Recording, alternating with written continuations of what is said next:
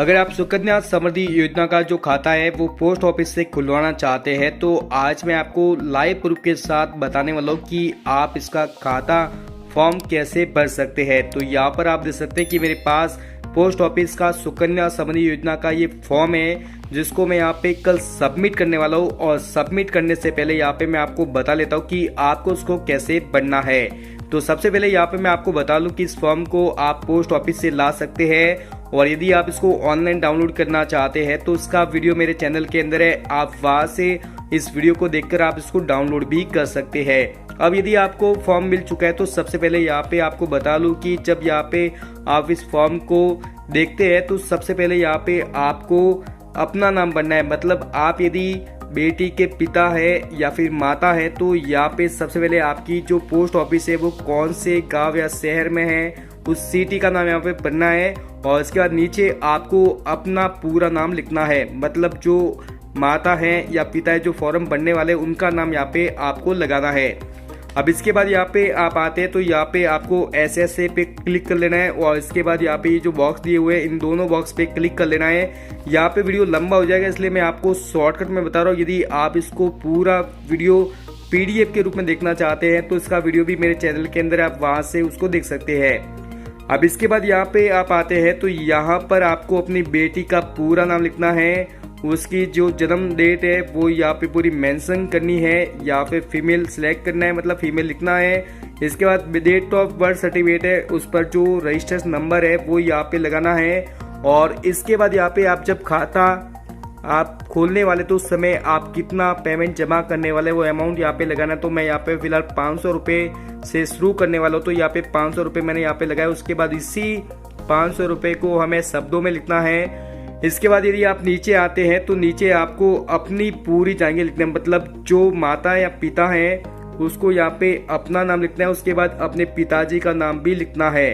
अब इसके बाद यहाँ पे आपको अपने खुद का जो डेट है जन्म डेट है वो यहाँ पे लगानी है। उसके बाद यहाँ पे आपको अपने आधार कार्ड नंबर, आपको यहाँ पे अपने जो पैन कार्ड नंबर है वो लगाना है। यहाँ पर आपको अपना जो एड्रेस है वो लगाना है। उसके बाद परमानेंट के अंदर भी आपको यही एड्रेस लगाना है, कोई और हो तो कोई और लगा सकते हैं। इसके बाद यदि आप नीचे आते हैं तो नीचे यहाँ पे आपको अपने खुद के मोबाइल नंबर लगाने हैं। मतलब माता या पिता है उनके मोबाइल नंबर लगाने हैं। नीचे यहाँ पे आपको अपनी ईमेल ID लगानी है। उसके बाद यदि आप ID प्रूफ में पैन कार्ड अपने खुद का देने वाले तो यहाँ पे आपको अपने खुद का पैन कार्ड नंबर लगाना है, साथ में पैन कार्ड लिखना है। उसके बाद आपको अपने खुद का जो आधार कार्ड नंबर है वो यहाँ पर लगा लेना है।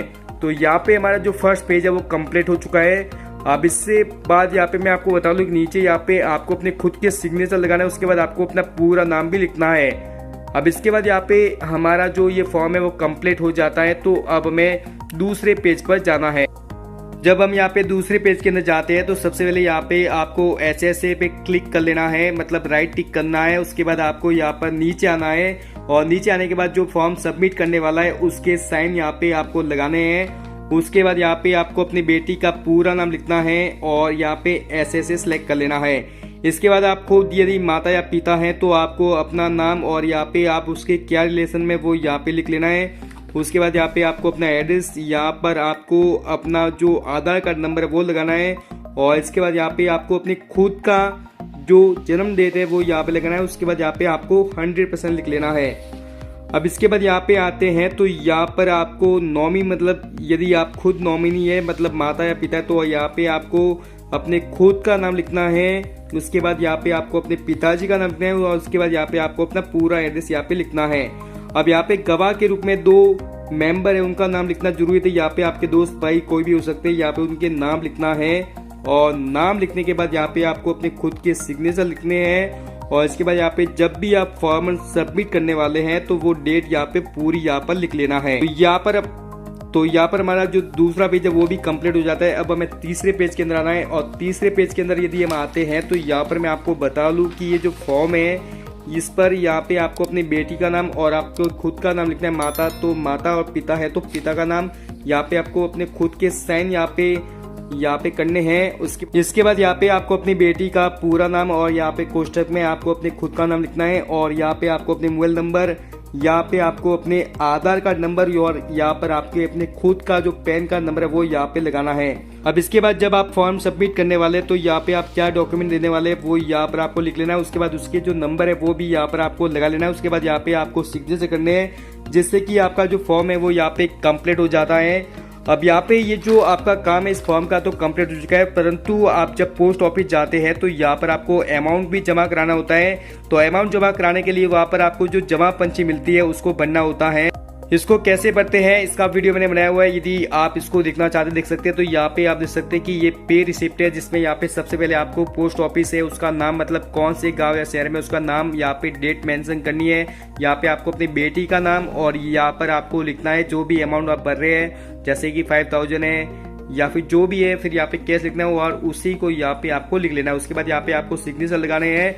यहाँ पर किसी भी प्रकार के कोई भी अकाउंट नंबर नहीं आते क्योंकि अभी तक आपका खाता नहीं खुला है। जब खाता यहाँ पे आपका खुल जाता है तो आपको लगभग 1 से 2 वीक के अंदर आपको डायरी मिल जाती है। फिर यहाँ पे आप अपने जो अकाउंट नंबर है वो मेंशन कर सकते हैं जब आप यहाँ पे पेमेंट जमा कराने जाते हैं। तो फर्स्ट बार आप जब भी पेमेंट जमा कराने जाते हैं तो यहाँ पे अकाउंट नंबर लगाने की कोई जरूरत नहीं होती, डायरेक्ट आप पेमेंट कर सकते हैं। और इसी प्रकार से जो आपके पास रिसिप्ट रहती है उसको भी इस प्रकार से आपको भर लेना है। उसके बाद आपको फॉर्म लेके जाना है और इस रिसिप्ट को भी साथ में लेके जाना है। और साथ में जाने से पहले यहाँ पे आपको मैं बता दूं कि कुछ डॉक्यूमेंट है वो भी आपको साथ में रखते हैं ताकि कोई दिक्कत नहीं आए।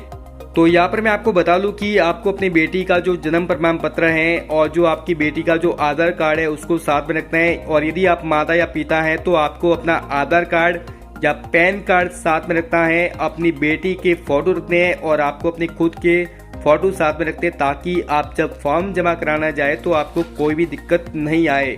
तो इस प्रकार से आप सुकन्या समृद्धि योजना का जो अकाउंट है वो पोस्ट ऑफिस के द्वारा खुलवाना चाहते हैं तो आप इसका फॉर्म इस प्रकार से भर सकते हैं। वीडियो यदि आपको पसंद आए तो वीडियो को लाइक करें, शेयर करें और इस प्रकार के और भी वीडियो देखने के लिए चैनल को सब्सक्राइब भी जरूर करें। Thank you.